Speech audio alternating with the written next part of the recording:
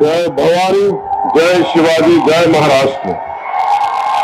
छत्रपती शिवाजी महाराजांची भूमी, संतांची भूमी, वीरांची भूमी म्हणजेच महाराष्ट्र. या भूमीतल्या छत्रपती शिवाजी महाराजांना, संतांना, वीरांना नमन. आणि माझ्या लाडक्या बहिणींना, लाडक्या भावांना प्रेमपूर्वक नमस्कार. इससे पहले कि मैं कुछ बोलूं, मैं आप सबसे क्षमा चाहता हूं. मैं मराठी बोलने का प्रयास कर रहा हूं क्योंकि मैं इस भाषा का सम्मान करता हूं. पर उच्चारण में कोई गलती हो जाए तो उसके लिए मैं क्षमा प्रार्थी हूं. मी मराठी बोलताना चुकलो तर मला क्षमा करा. पांडुरंगाच्या वारीची परंपरा असणाऱ्या या महाराष्ट्रात मला प्रचार वारीसाठी नेता आलं याचे मला आनंद आहे. मैं आभारी हूं आदरणीय प्रधानमंत्री मोदी जी का, गृह मंत्री अमित शाह जी का, हमारे प्रिय highway man of India Nitin Gadkari ji का.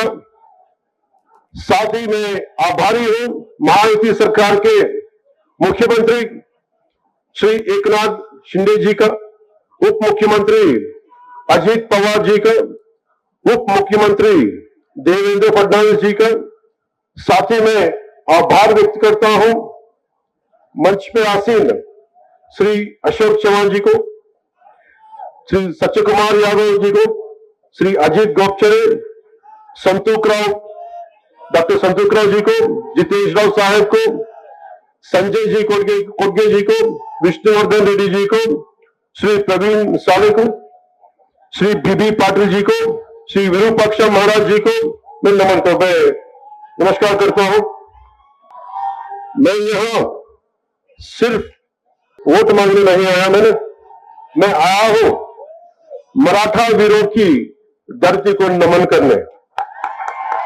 मैं नमन करने आया हूं छत्रपति शिवाजी महाराज की उस धरती को जिसने मुझे अधिकारों के लिए लड़ना सिखाया.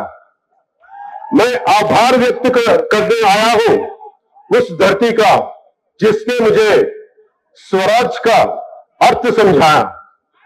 मैं नमन करने आया हूं बाबा साहेब अंबेडकर की कर्मभूमि को, राजमाता जिजाबाई के संस्कारों से सींची गई इस धरती को. मैं पिछले 10 सालों में एनडीए के साथ रहा हूं क्योंकि मैं बीजेपी और शिवसेना से, वो भी बाला साहेब ठाकरे जी की शिवसेना के विचारों पे चलने वाला व्यक्ति हूं.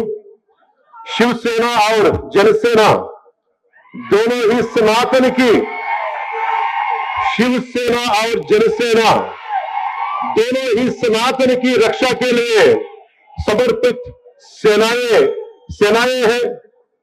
मुझे बाला साहेब जी से मिलने का सौभाग्य नहीं मिला, पर मुझे अन्याय के खिलाफ लड़ने और डटी रहने की प्रेरणा उन्हें से मिली है. इसलिए मैं इस मंच से उनको, बाला साहेब ठाकरे जी को मैं नमन करना चाहता हूं, जिनसे मुझे जनसेना के साथ मूलभूत सिद्धांतों में से एक सिद्धांत प्रांतीय हित के ध्यान में रखते हुए राष्ट्रहित की भावना, प्रांतीयवादाన్ని विस्मరించని जातीयवादం.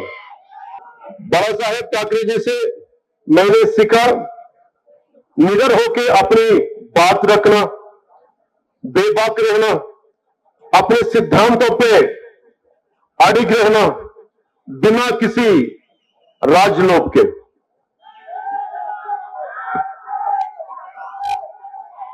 मैं पिछले दशक में जब मुड़कर देखता हूं तो मुझे दिखाई देता है आर्टिकल 370 के बाद का कश्मीर, राम मंदिर से शोभायमान अयोध्या, विश्व पटल पर चमकता हमारा तिरंगा, भारत के हर कोने को जोड़ते हाईवेज, हर गांव में पहुंची सड़क, एनडीए सरकार के 25 करोड़ भारतीयों को गरीबी से उबारा है। एनडीए सरकार ने इन 10 वर्षों में 4 करोड़ किसानों को फसल बीमा योजना का लाभ दिया।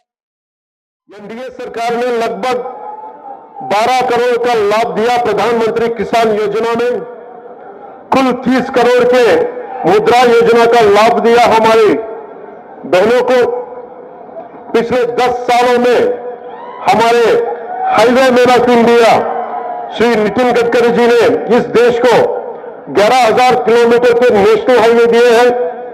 महाराष्ट्र को 701 कम लंबा समुद्री महामार्ग भी मिला जो नागपुर से लेकर ठाणे को जोड़ता है और महाराष्ट्र के नवनिर्माण में जोड़ी गई एक और उपलब्धि है। ऐसे न जाने कितने कार्य किए गए हैं और किए जा रहे हैं जो महाराष्ट्र को 2038 तक $1 ट्रिलियन की आर्थिक व्यवस्था बनाएंगे और महाराष्ट्र भारत को $5 ट्रिलियन के साथ विश्व की तीसरी सबसे बड़ी अर्थव्यवस्था बनने में महत्वपूर्ण योगदान देगा।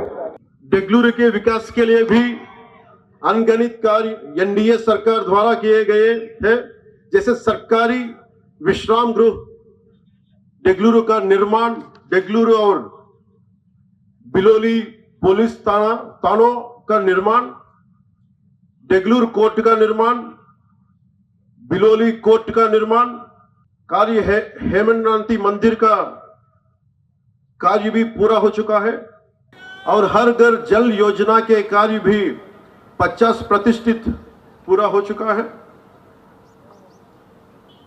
ये जो सतत विकास कल कार्य एनडीए की सरकार में हुआ है और हो रहा है, यह इसी गति से होता रहे, इसके लिए हम क्या कर सकते हैं? हम उस सरकार को चुन सकते हैं जिसने महाराष्ट्र को 1 ट्रिलियन अर्थव्यवस्था बनने का सपना देखा है। वो एनडीए सरकार है। इस सपने को पूरा करने के लिए हमें साथ चाहिए बेंगलुरु की युवा शक्ति का, बेंगलुरु की बहनों का, बेंगलुरु की माताओं का। महाराष्ट्र के इतिहास की बात करें तो यहां सनातन की रक्षा के लिए ना जाने कितने वीरों ने अपना प्राणों की आहुति दी है, पर कांग्रेस ने अपने शासनकाल में क्या किया? पालघर में हमारे साधुओं की हत्या हुई। आपको याद है पालघर में हमारे साधुओं को कैसी हत्या हुई? और विशालगढ़ के ऐतिहासिक किले पर अतिक्रमण हुआ और यह मुद्दा धर्म से नहीं जुड़ा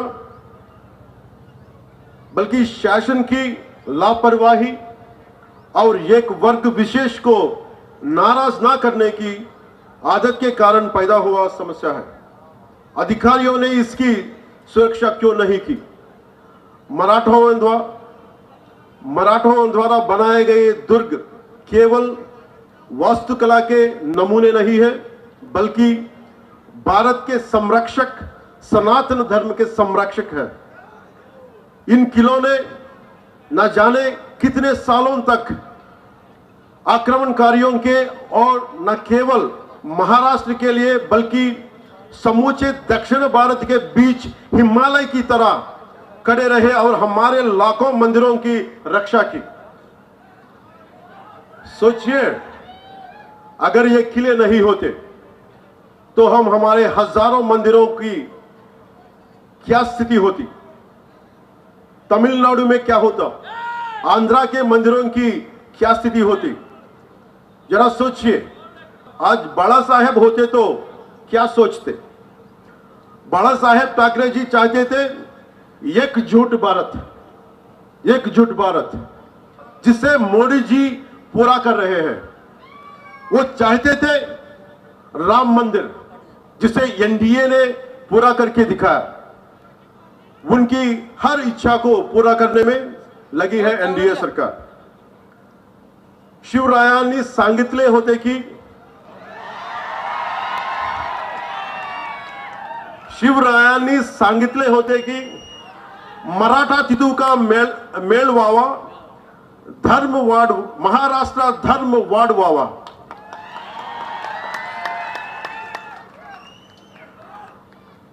अब ये महाराष्ट्र की जनता निर्णय लेगी कि हम बटना है और कमजोर होना है, मन विडिपोवाला बलहीन अव्वाला, या जुड़ना है और मजबूत बनना है। हम बटना है और अपने अस्तित्व को खतरे में डालना है, या जुड़ना है और उज्जवल भविष्य बनना है।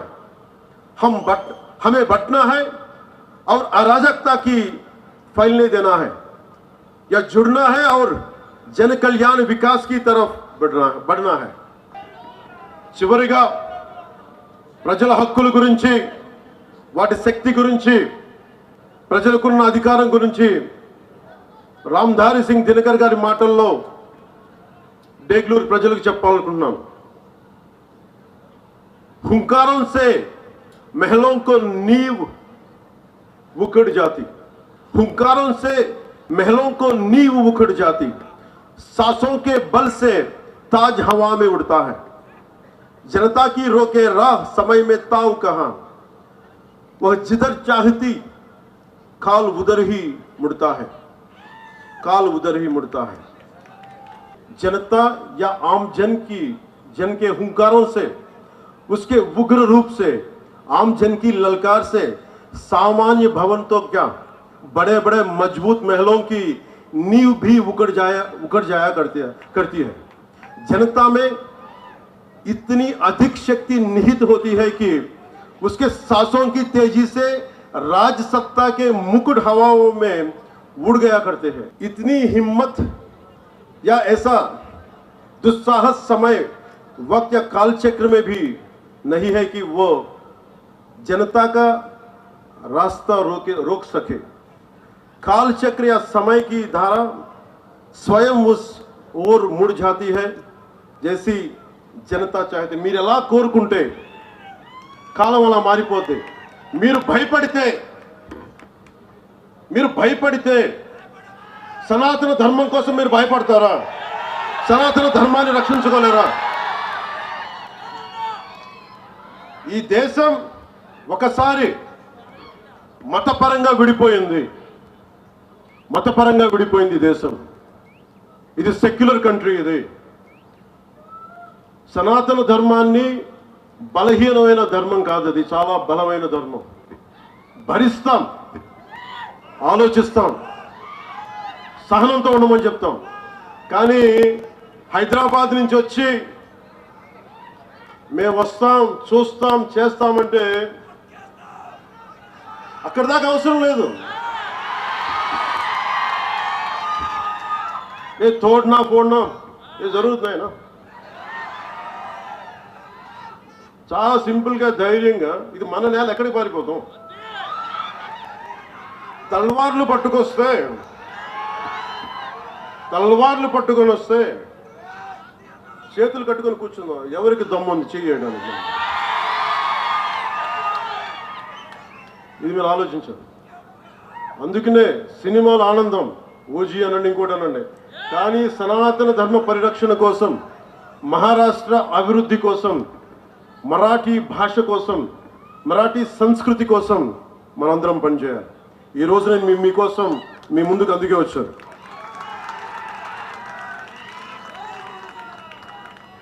సో నాతో పాటు శ్రీ అజిత్ గోప్చడే, మాన్యవర్ శ్రీ అజిత్, డాక్టర్ అజిత్ గోప్చడే, అలాగే నాందేడ్ లోక్సభ సీట్ నుంచి డాక్టర్ సంతూక్రావు హంబర్డేజీ వారు పోటీ చేస్తున్నారు।